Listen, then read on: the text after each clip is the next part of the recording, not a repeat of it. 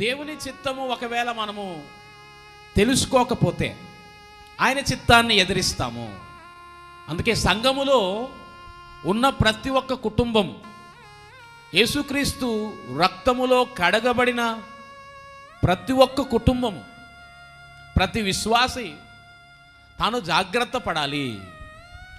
దేవుని చిత్తమును ఎదిరిస్తున్నావా, జరిగిస్తున్నావా అని మనల్ని మనం పరీక్షించుకోవాలి. అందుకే అంటున్నాడు, అందుకే దేవుని చిత్తము తెలుసుకోవాలి.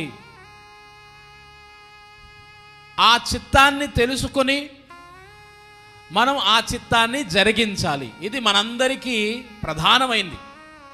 లేకపోతే మనము దేవుని చిత్తాన్ని జరిగించక ఒకవేళ దేవుని చిత్తాన్ని ఎదిరిస్తాం అనుకోండి, మనము ప్రమాదాన్ని కొని తెచ్చుకుంటాం, ఆశీర్వాదమును కోల్పోతాం, ఉన్నత స్థితి నుండి పడిపోతాం.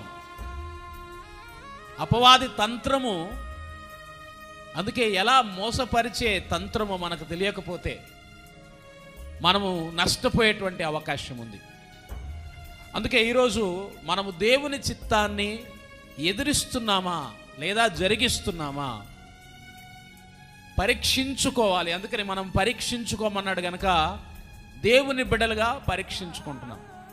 ఎలాంటి పరిస్థితుల్లో దేవుని చిత్తం ఎదిరిస్తూ ఉంటారో అలాంటి పరిస్థితులు మన జీవితంలో రానివ్వకుండా మనం జాగ్రత్త పడుతూ ఉండాలి.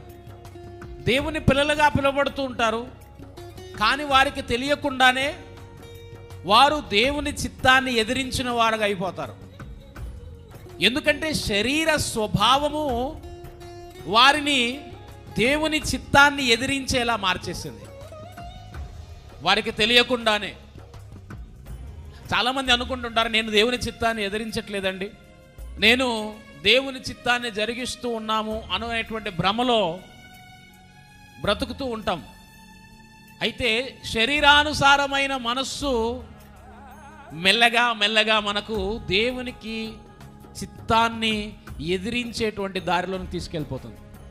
ప్రార్థనలో దేవునికి విరుద్ధమైనవి అడుగుతుంటాం, మన ఆలోచనలో దేవునికి విరుద్ధమైనవి చేయాలని తప్పించిపోతుంటాం.